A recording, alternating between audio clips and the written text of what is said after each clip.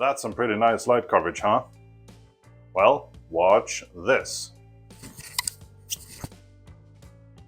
Hey guys, Viking Reefing here. This is actually about 2 weeks later. So I thought I would be able to knock that video out quite quickly, but you know, life gets in the way. It's summer, and I've been working on a lot of different projects, mainly outside. I'm actually starting to dig a pond. So let me know if you're interested in following that project as well here on this channel. But anyways, check this out. Now this is light coverage. So what we have here is we've got two Giesemann Aurora V12 Pros in the 90 centimeter version with the deep sea extensions, so they're a bit more blue than my old Giesemann V12. As I said, I've had them over the tank for about 2 weeks, and I'm simply amazed on how much better the tank looks with the added coverage, and as well that I think I'm actually partial to the slightly more blue version than the Lagoon version that I used to have. Simply because I can basically just run everything at 100% and you still get very, very good color rendering on the corals. My old version, if I ran that on 100%, you approach something in between 6.5k Kelvin up to like 10k Kelvin, so let's say 8000 Kelvin or something, which was just a little bit too white for my taste. I do like a white tank, but I was just pushing a bit too far. And this allows me to get basically more light energy into the tank and still maintaining a very aesthetically pleasing spectrum.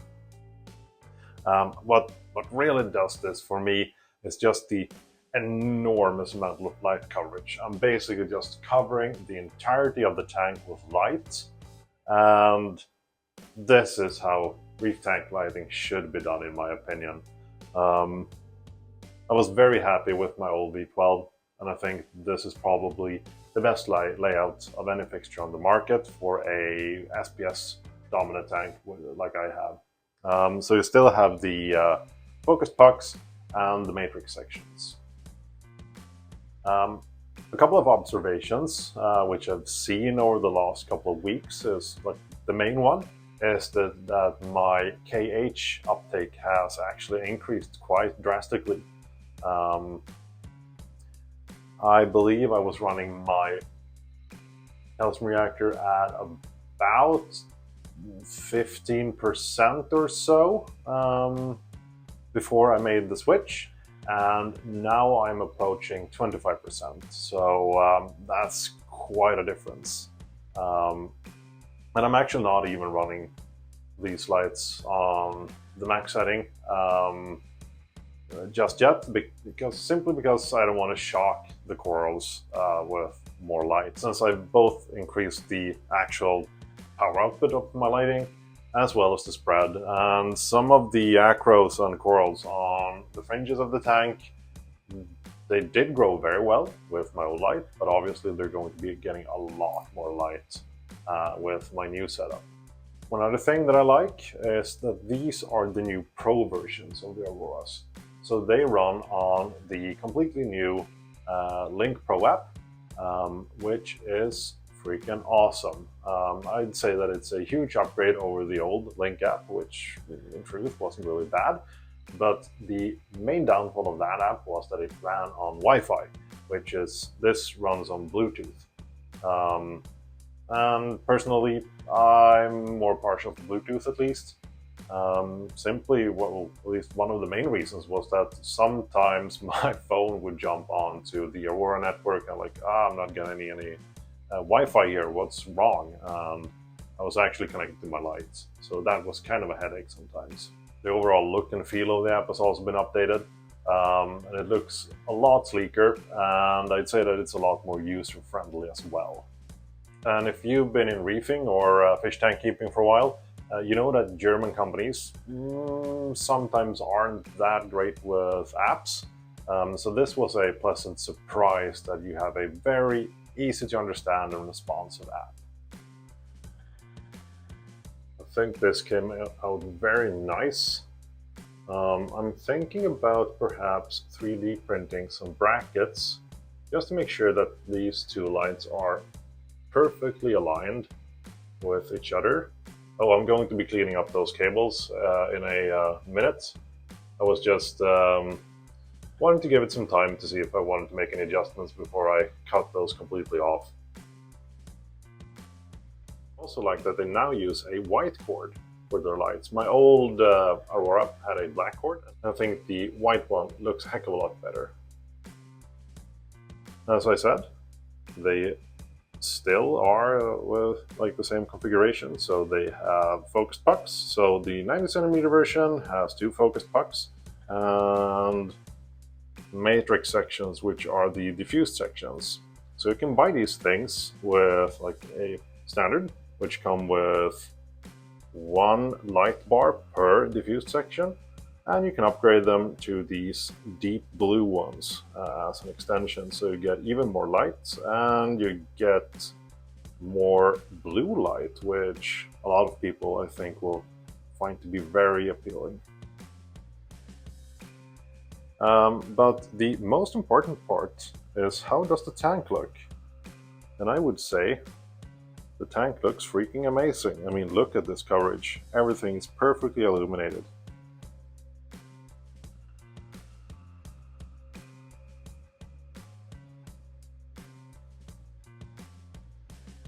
Look at my big Imperator. He's really turned into a beast lately.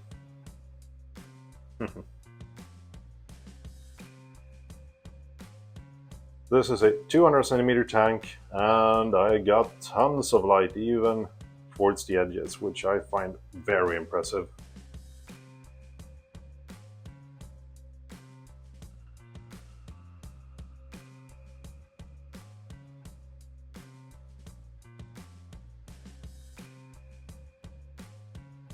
I've also increased my flow a bit, which means that I'm pushing the sand away, so I need to somehow reconfigure my flow to see if I can avoid that, because that really does look like crap now, doesn't it? Or if I can't, I'll add some extra, like coarser gravel here. You can see the sand is getting pushed back.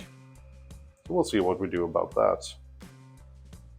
Giesemann also wanted me to show you guys how easy it is to modify these fixtures and mount the extensions on them. If you order them from Giesemann, they will be delivered with the extensions, but I agree that I'll install these things if anyone wants to do a retrofit of the extensions. So I'll splice that footage in here so you can see how that looks. The process is very simple. If you can handle a screwdriver, you should be completely fine. So they are relatively easy to open up. So if you have Giesemann Aurora's V8s or V12s, to be able to access the guts of this lamp, you basically just unscrew a bunch of screws here on the end plates, and you have all your LED drivers and everything else below the covering glass here, or plastic I should say. And once you have your end plate removed, you can simply just slide these things out.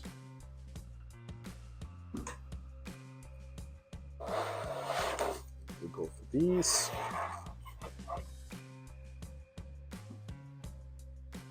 And why not remove the middle one as well, so you can get a good look at the electronics of this lamp.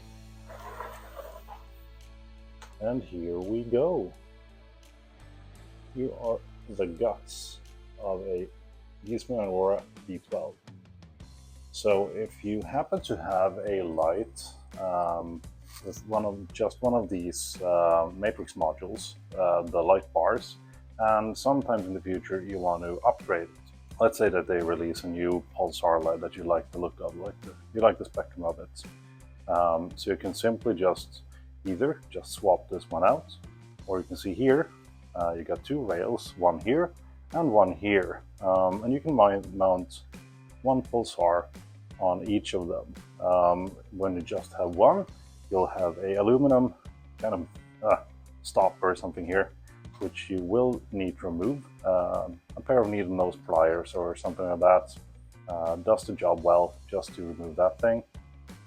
And then you can just swap this over to here and mount your other LED bar here.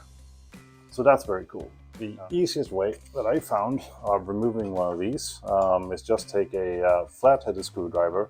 I'm not recommending that you do this because I guess you could kind of scratch up your light or something. But this is the easiest way that I found.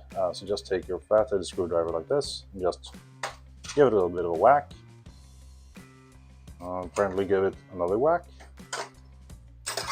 And then you have your end plate, and that comes out like so.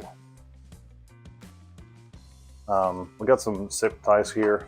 You'll need to cut those off, and this is obviously already ready for mounting another pulsar into it. So that's not an issue. I guess if you, for whatever reason, don't have it ready for that, I think they all ship with two of these things. I guess you could also switch out the main board on one of these things. And what I really do like about the Giesemann lights is that they aren't cramped like a lot of reef tank lights nowadays. So there's a lot of space to work here. Alright, so we got both end plates removed. That gives the fixture a bit more flex. And now we just lift this thing up. And I've already done the other fixture, so I'll place them at the same location as I did with the previous one. So here, and you have a lip here, so you kind of just press down and in, and it locks in place. There we go. It's quite rigid now. What you then do is that you get your, in this case, a deep blue pulsar. You place this thing also like so. Try to line them up as best as you can, and you basically do the same maneuver. So press down ever so slightly, and you basically just force it into the slot. You have this wire here, and that connects to this thing. Then you can just hook up this connector like so, and just press it down there, and I'll make this all tidy in a bit. And now I am all done mounting the two deep blue pulsars into this Aurora V12.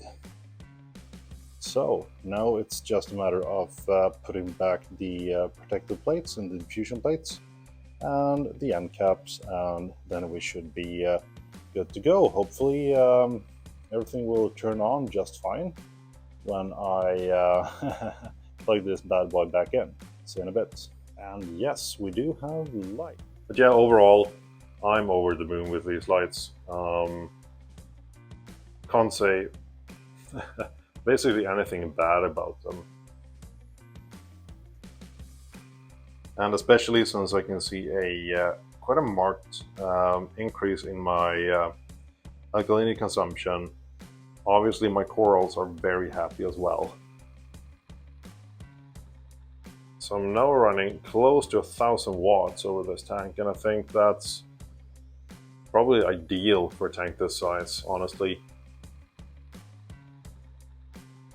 And well, obviously, proof's in the pudding. The corals are happy. I'm not sure if I had moved these things, I don't think so, over to my big tank from the Nios tank in the last video. But I moved the torches here simply because I will be using the Nios tank as a strictly corallivore tank, and I didn't want to take any chances with the corallivore butterflies snacking on them. I actually got a Baronessa butterfly, which was doing very well for a couple of weeks. The first 2 weeks I couldn't get it to feed whatsoever. But after that, it readily started accepting brine shrimp and even some pellets. Unfortunately, it killed off ahead of my holy grail, and then for unknown reasons just croaked, which was hugely disappointing. My idea is that it probably somehow damaged its gastral tract by not feeding for such a long time. It wouldn't even accept corals for some weird reason. I tried feeding it both SPS and LPS, but it just didn't touch them.